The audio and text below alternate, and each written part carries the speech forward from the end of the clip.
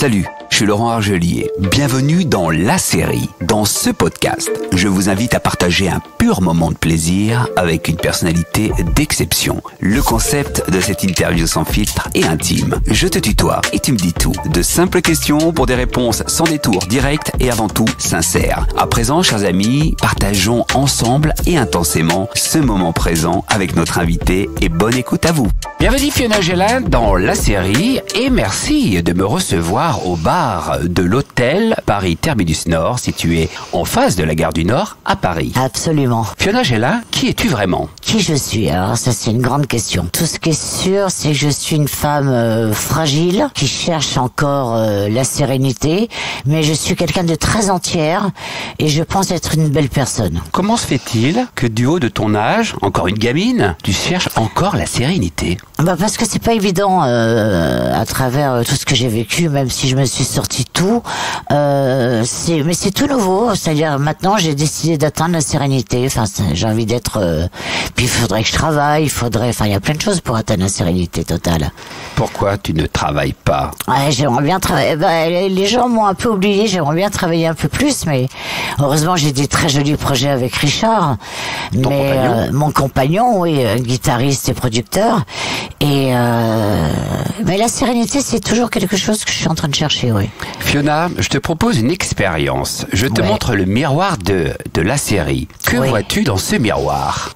Je vois une femme à un certain âge, d'un certain âge, et qui, je dirais, un moment qui essaie de s'accepter. Voilà, en ce moment, c'est ce que je vois. Ton âge te pose-t-il un problème, Fiona? Mon âge me pose un petit problème, oui. Je suis,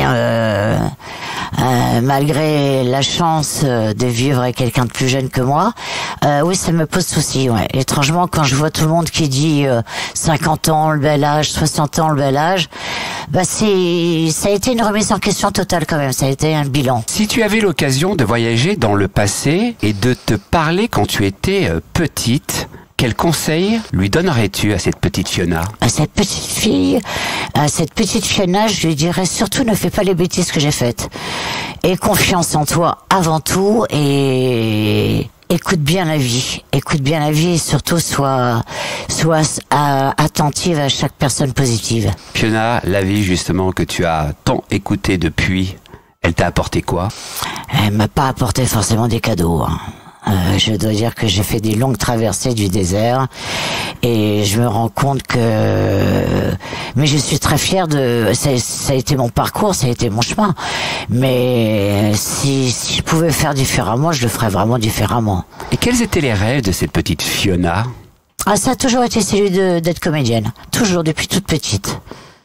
Toujours. Pourquoi ce rêve? Sachant effectivement que ce rêve, ton papa était un très grand acteur. Voilà, papa était un grand acteur et puis papa m'a tout de suite poussé dans la comédie. J'ai commencé très tôt, donc voilà. C'était le fait que je voulais être une comédienne, c'était une évidence. Fiona Gélin, dans ton livre audio Si fragile, avec ta voix si authentique. Merci. Tu nous racontes ton parcours, tes addictions, tes rencontres. Qu'est-ce qui t'a motivé à livrer ton témoignage en format audio? Alors ça, c'est une idée de mon homme Richard. Parce que s'il faut être, comme on dit, il faut être à la page. Et en ce moment, ça marche bien et puis ça me permet d'avoir une actu. Et je crois que beaucoup de gens s'y mettent maintenant. C'est bien. Et quelle émotion additionnelle te traverse quand tu exprimes ton histoire avec ta voix si particulière, Fiona? Alors c'est très étrange de raconter sa propre vie avec surtout après 10 ans, parce que le livre est sorti il y a 10 ans. Ça a été un vrai travail, pas physique, mais un vrai travail émotionnel. C'est-à-dire j'ai dû me replonger dans certains épisodes de ma vie, et puis il y avait beaucoup de gens que je vais mettre dans mon 3e livre à l'imparfait, mais c'était un vrai travail de fond. Qu'est-ce qui t'a poussé vraiment? Quelles sont les vraies raisons à tomber dans l'alcool et l'héroïne qui t'ont tant fait de souffrance? Parce que à l'époque j'aimais les bad boys, que je suis d'une famille qui s'est droguée, ma sœur s'est droguée, mon frère s'est drogué, mon père s'est drogué, donc pour moi c'était normal, c'était presque, puis dans les années 80 ça y allait, c'était pas du tout Je pense qu'aujourd'hui c'est pareil, on le dit pas, mais je pense que c'est pareil. Donc pour moi c'était pas. Et puis j'ai tenté, et puis je me suis fait avoir, quoi, parce que j'étais. Ça enlevait toute ma timidité, quoi. Mais en fait j'étais vraiment pas faite pour ça. Fiona, es-tu encore accro à quelque chose aujourd'hui? Non, je suis accro à une chose, à mon homme. Richard. Voilà, Richard. Et mon métier, bien sûr. Mais Richard, oui, là, sans lui, je m'ennuierais bien. Fiona, as-tu réussi à te débarrasser de tes démons? Oui, mais c'est vrai que parfois ils viennent me réveiller dans mes cauchemars ou dans mes rêves ou dans mes. Mais grâce à Richard, je m'en suis totalement sortie, oui. Comment as-tu vécu ton statut de sex symbole? Bah, sans problème en fait. Je l'ai vécu vraiment. J'avais aucune difficulté à poser nu, sauf pour la première fois dans le Grand Carnaval. Là, j'étais assez gênée. Et puis ensuite, il y a eu Mireille d'Arc, mais ça m'a jamais posé problème de poser nu. C'était pas, c'était comme une simplicité. Et étais-tu vraiment à l'aise avec ton image de femme fatale? Bah ça a été lourd à une certaine époque avec les femmes, parce que la jalousie était présente et que j'avais beaucoup de mal. Et en fait, j'ai réussi à voir les femmes en tant que fan, mais grâce à mon premier livre Retour d'errance. Mais sinon, au début, c'était très difficile. Fiona, pour obtenir un rôle au cinéma, à cette époque, il fallait coucher. Ah, il y avait la promotion canapé, bien sûr, et qui existe toujours, ça c'est clair. Je peux dire que j'ai bientôt 62 ans. Moi, ça m'est arrivé, j'avais 20 ans. Bien sûr, ça existait. Je crois que ça existe encore. La preuve, on en parle partout, toutes les semaines dans les canards. On en parle. Comment ça se passait? Je suis allé chez le producteur. Il y avait un énorme bol de caviar, et puis il a commencé à poser sa main sur ma cuisse, et puis il m'a carrément dit bon, allez, viens, tu couches. C'est très clair, très franchement, sans hallucinant, quoi. C'est peut-être justement ce qui explique ta faible présence sur le grand écran, le fait de ne pas avoir dit oui. Ah oui, ça c'est clair que si j'avais dit oui, j'aurais travaillé. Bien sûr. Et aujourd'hui, que penses-tu du mouvement MeToo et Balance ton porc en tant qu'actrice? Bah, je trouve ça, je trouve ça bien qu'on en parle. Sauf que je trouve que c'est devenu une facilité. Toutes les semaines, il y a une actrice qui en parle, comme si, je trouve ça un peu à la mode. Et j'aime pas ce mot-là. Et je trouve qu'on en parle, c'est très bien. Mais il y a des fois, je me demande, est-ce qu'on s'en sert pas pour faire de la promo? Est-ce que c'est la vérité? Mais on est en plein dedans, oui, bien sûr. Mais puis c'est bien de façon de briser la glace. Et pourquoi à ton époque tu ne l'as pas fait? Parce que je pensais pas que ça m'empêcherait de travailler à ce point-là. C'est en faisant le bilan plus tard que je me suis dit, bah en fait, si j'avais dit oui, je travaillerais, et puis voilà. Mais sur l'instant, non, trop jeune. Je me suis, puis c'était à la mode, quoi. Je veux dire, c'était complet. Toutes les actrices sont passées par là. Hein. Trop jeune et trop belle. Oui, pareil, oui. Fiona, tu as été très proche de Guillaume Depardieu. Guillaume, oui, c'était un ami, oui. Un être exceptionnel, que j'ai eu le plaisir aussi de rencontrer à plusieurs reprises. Oui. Ah ouais, c'était un ange. C'était à lui, pour être écorché vif, on peut dire qu'il l'était.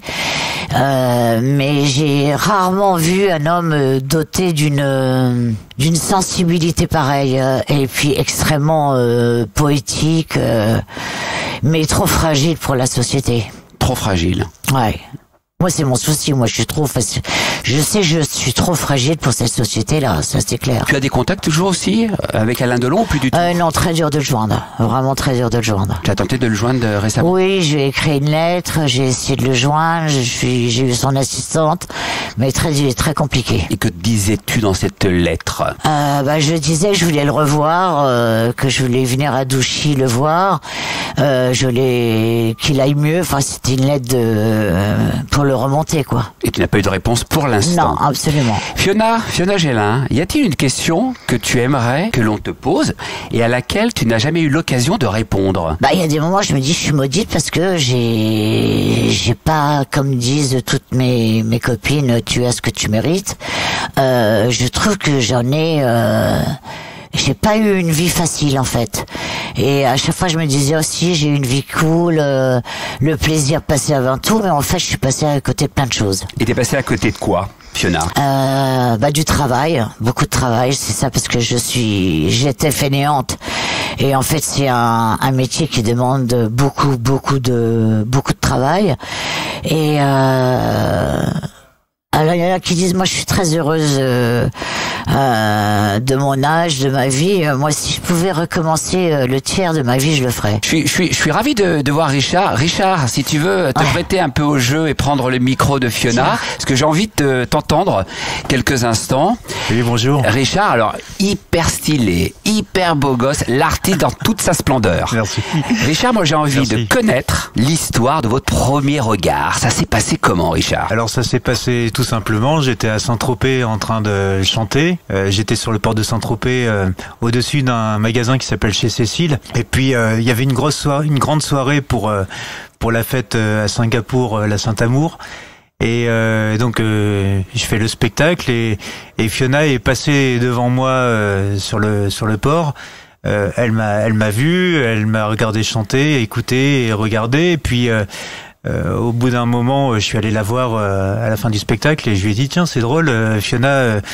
Enfin je savais pas qui c'était, hein, vraiment je savais pas vraiment qui c'était. Et puis je lui ai juste dit tiens c'est drôle. Je t'ai déjà vu quelque part parce qu'on a une amie en commun qui a déjà joué avec moi sur scène. C'est une copine qui s'appelle Fleur. Et donc on a commencé à parler de cette amie qu'on avait en commun. Et à un moment donné, elle m'a dit mais puis toi tu fais quoi? Et j'ai chanté une de mes chansons qui s'appelle Gadjo. Et Fiona m'a suivi sur le refrain avec sa voix suave, grave. Et j'ai été charmé. Je lui ai dit bon, t'as une belle voix. Tu veux pas venir la semaine prochaine enregistrer une chanson avec moi à La Ciotat? Et donc on a fait ce duo qui s'appelle À toi, la chanson de Jodassin. Ati, moitié espagnol et moitié français, qu'on a réussi à faire connaître pas mal dans les pays de l'Amérique du Sud. Et puis après pendant 6 mois on s'est pas trop vus, on s'appelait tous les jours. Elle m'appelait tous les jours pour me raconter ses histoires d'amour, d'amourette, aussi de mal-être. Et puis à un moment donné on s'est retrouvés 6 mois après et puis elle m'a dit mais Richard, on est amis mais on pourrait peut-être être plus. Puis comme elle avait ses problèmes d'addiction, c'était pas du tout mon truc. Et je lui ai dit bah non Fiona, encore si t'arrêtais peut-être, mais en tout cas ça pourra jamais être possible pour moi d'être avec quelqu'un qui a ces addictions là.